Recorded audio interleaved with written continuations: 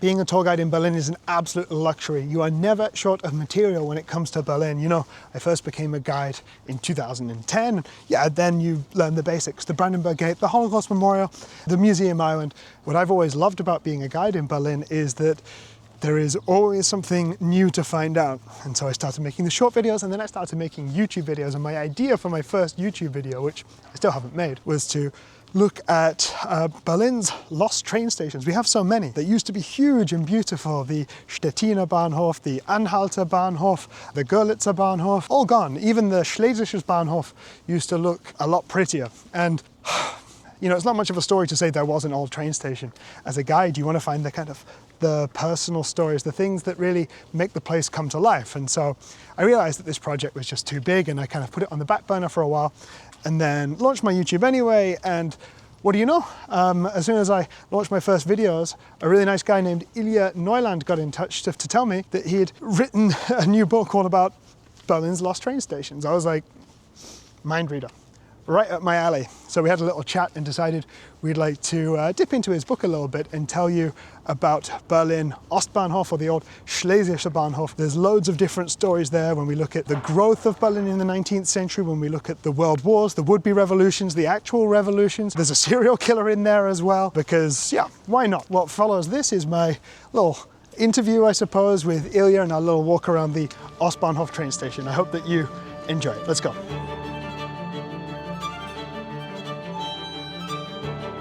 Ilja. Hi. Lovely to meet you, and lovely to have read your book about Berlin's various lost train stations. Yeah, thank you. It's a book about Berlin's 8 main termini that once dominated the railway landscape in the city.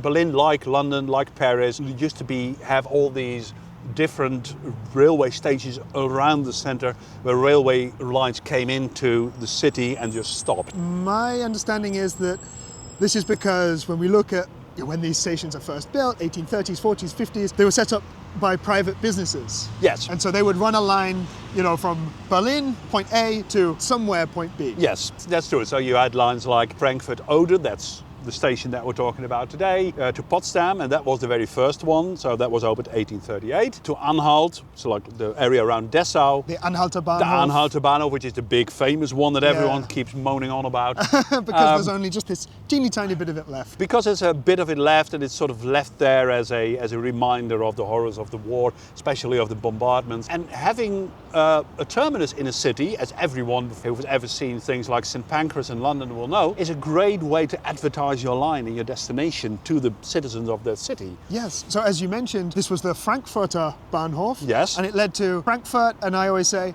but not that one. But not that one. No, this is Frankfurt-Oder, right on the border today to what is Poland, but until the Second World War, the gateway to the east, to East Prussia, to Russia, and to the southeast, to Silesia, where you now find places like Wrocław, and also for the line through to Vienna. Oh, really? Okay. And to Prague. But when you mention Silesia, that was Schlesien in German, and this was also the Schlesisches Bahnhof. Yes, and it was Ostbahnhof, and it was Hauptbahnhof. Yes, back in the East Berlin days. So there's lots of different name changes, and one thing I really liked from reading the section in the book about this is actually a diagram you have where it's, you know, looks like 2 train tracks and a donkey.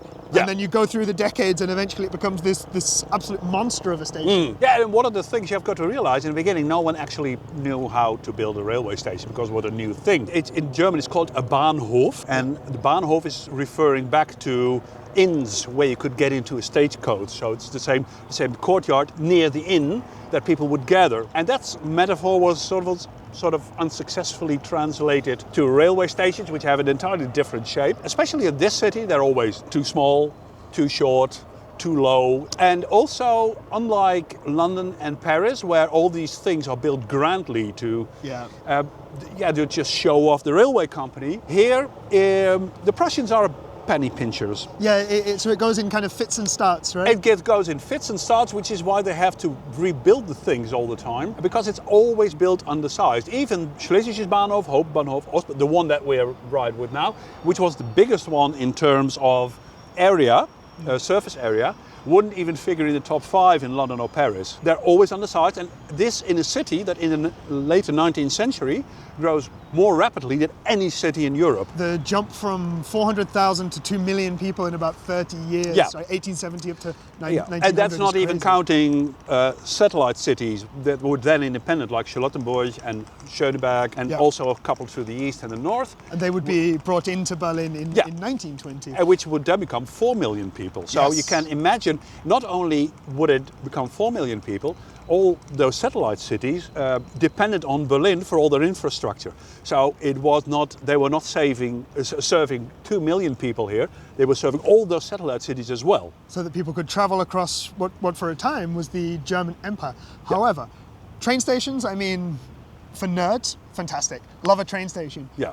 But we're nerds of a different caliber as well, because there are all sorts of stories attached, I mean, to all of our train stations, but this one has some particularly difficult stories, let's say. We'll start with a lighter one, maybe. There was a train station nearby to here that was used precisely once. What was that about? That was because of the coronation of the new Prussian King, William I, in 1861 in Königsberg, which is now Kaliningrad. The German mayor at the time insisted on leading the king personally through one of the gates of the city, but this station was already positioned inside the city. So he wanted to welcome the newly crowned king into the capital. Into the capital. This station is unique in Berlin in the sense that it was built within the old city hall. So the king would have been inside already, and that would have sort of taken away from the glory of the mayor. So they built a purposely new coronation station further north, near what is today Frankfurter Tor, the big square with the towers. And that station, it was actually a pretty big station as well, to serve the entire royal convoy, which was quite lengthy.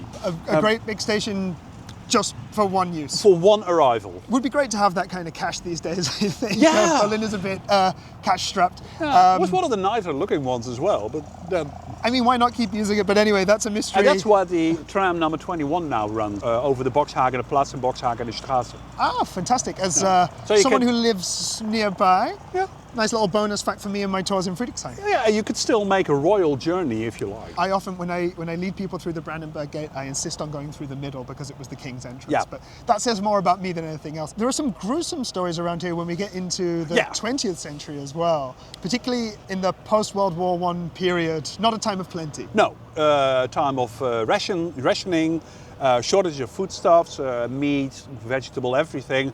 And the gruesome story number 1 involves a meat stand that used to be, or a sausage stand, that used to be right over by where that yellow bus is driving. And it belonged to one Karl Grossmann. Karl Grossmann was a bit of a character. He was already too old for service in the First World War. And he'd been convicted of sexual crimes a couple of times. But he was known for his excellent sausages. And so it's a time of deprivation, let's say, Yeah. and if you wanted a special treat, a special sausage, you'd come here to the Schlesischer Bahnhof, I At the believe time, it was then called the Schlesischer Bahnhof. But you'd come here and you'd have a sausage and later find out that potentially Yeah. you'd eaten something you didn't expect. In the course of 1919, 1920, body parts of prostitutes, or what we assume are prostitutes, by the way, because it wasn't identified, washed up in the River Spree, which is briefly that way. And sometime after that, the police were called to a building because of women's cries from the apartment of this Karl Grossmann, who,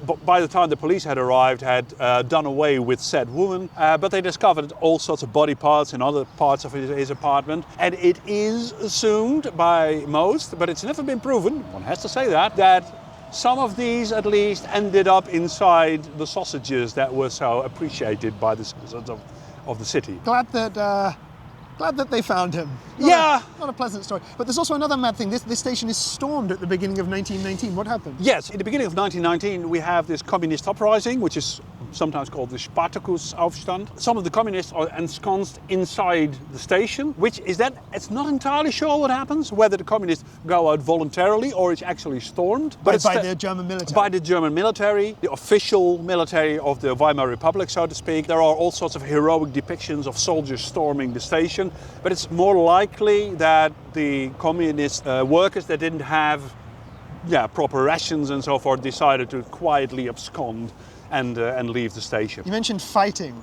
Yeah. I want to lead up to this. This is one of my favorite Berlin stories to kind of illustrate the madness of the Weimar years. In order to put it in context, we have to talk about how delightful this area was in the 1920s. Yes, it wasn't entirely by coincidence that you had your favorite Berlin serial killer here, which was also the most prolific, I think. I think the body count came to about between 23 and 100. Wow. So it's quite a lot, because this was a very poor area indeed, and also socially very difficult. It had always a large influx of immigrants from the east, which had planned, for instance, to emigrate to the United States, but never got around to it because they couldn't afford it, and they kept hanging around here.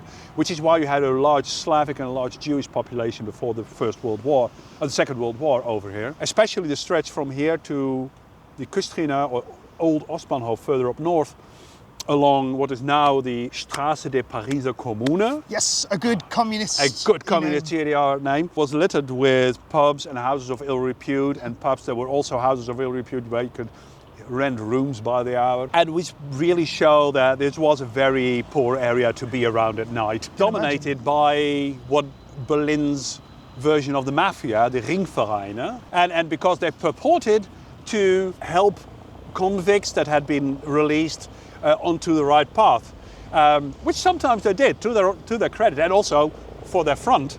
Yes, of course. A good front does what the front should do. Exactly. They just make more money in the back, as it were. Yeah, and that's exactly what the Ringvereine did.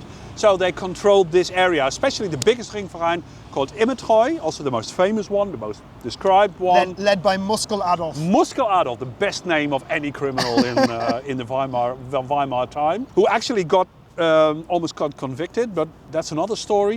In 1928, carpenters that had been brought in from Hamburg, who worked on the U5 and the U8 line, got into a kerfuffle with some of the One way of putting it. Well, yeah. Well, it started out as a kerfuffle, and then spirits flared, so to speak. And by the end of it, a lot of the cafes lay in ruins, with table legs and other even more menacing objects being used to pound the opposition. Yes. I read once about somebody using a frozen fish. A frozen fish, yeah, that would be very good. Protein, I guess. Yeah.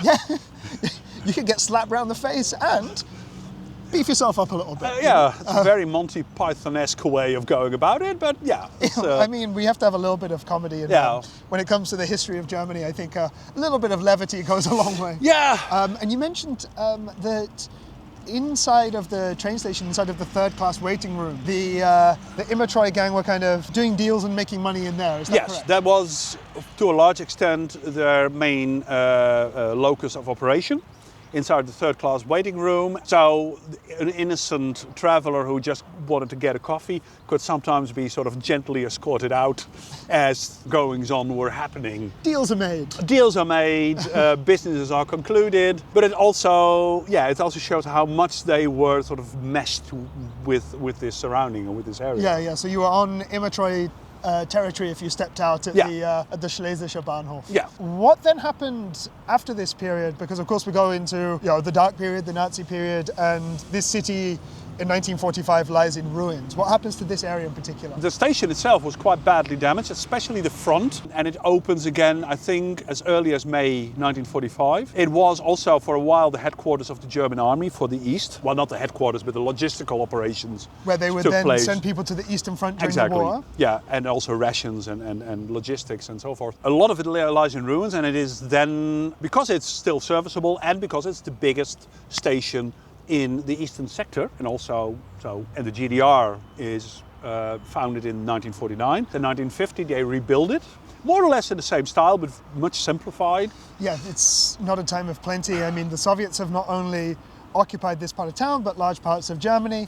Because their country is so destroyed, they're taking, I always say, revenge and reparations. Yeah. So in some cases, literally taking up train tracks and taking them over to Moscow, as it were, and restoring or building new over in the Soviet Union, but also taking the best materials, workers perhaps as Absolutely, well. Yeah. So essentially the newly founded East Germany has to build their big new train station on the cheap. That's what it boils down to, yes. And over the years it turns out that the reconstruction had its flaws. And then in 1986, because of the 750 years jubilee, so the anniversary of Berlin. Based on a completely made up date in 1237. I think couple of years later it's 800 years, so yeah. No, we'll be celebrating that here. But an archaeologist friend of mine is very keen to point out that by the time we have the 1237 document, Berlin was probably already 50 years old. Yeah. But the thing is, in the 1980s, we have East Berlin and West Berlin. And so anything can become a competition. Yeah. And so we're both going to celebrate 1987 better. And so part of that is building a new train station. And not only building a new train station, it has in the meantime been called Ostbahnhof, because any reference to no longer German areas had to be removed. So the Schlesische Bahnhof referred to Silesia, which is now Poland. Which is now Poland, and the Stettiner Bahnhof to Stettin, which is now Stettin in Poland as well. So that was called Nordbahnhof, this was called Ostbahnhof. And in 1986, when they do the rebuild, they decided to name it Hauptbahnhof because main it's train station. Main train station of the GDR, which it still isn't because Lichtenberg is bigger but a lot uglier. They rebuilt it, but they also rebuilt it using a lot of asbestos. And also there are some surprise. Nice little surprise. But also there were some structural problems which lead the authorities after the fall of the wall and the founding of what we call the Berlin Republic, the modern Germany, to rebuild it once again. And by that time, well, not that time, but shortly after, the plans for Hauptbahnhof, the modern Hauptbahnhof, have also been taking shape. So that means that the title is taken away again. So Ostbahnhof is not longer Ostbahnhof, becomes Ostbahnhof again. So it has a different name for about a decade. For about a decade, yeah. Then it becomes the present construction, which is sort of based on all the old ones, but it's a sort of an agglomerate. So the interesting thing is that you can see various bits left and right of past iterations of the station, and it's being rebuilt again now because the roof was under danger of collapsing. But you mentioned that there are little parts of the station, like older parts, that if you know where to look, you can still find. Yeah. Would you like to show me? Yeah, let's go. Let's go have a look. Yep. So basically this bit here is that bit over there. And you can still see where the tower used to be attached to the station. And all this has been built on later, because this entire section, which was still there in the 1950s, has been entirely removed and replaced by this sort of gangway that we're in now. If you look here, you can this is along platform 1. You can actually see some of the windows that were already there in the 1869 rebuild of the original station. So this has gone over more or less unchanged until this time. Of course, it's been reconstructed a couple of times, but it's still in the same shape as it had then. So Ostbahnhof is over there, and what we're standing in front here is the Postbahnhof, or the mail station, attached to Ostbahnhof. And there were a couple of them over Berlin. The problem in the early stations is that they don't really have any capacity for freight. So everything gets piled up to the platforms and it becomes an entire mess. Not only mail, but other things as well. And this was one of the biggest postal facilities built in the city. This was opened in 1908. There are a couple of other ones in the west. And it's a beautiful building that's built in a curve, much like Friedrichstraße station. And at the moment it's being sort of renovated to become an entertainment venue. Not sure what happens to it. Planning has been shifting as far as I know. But it's definitely being worked on, so that's a good thing.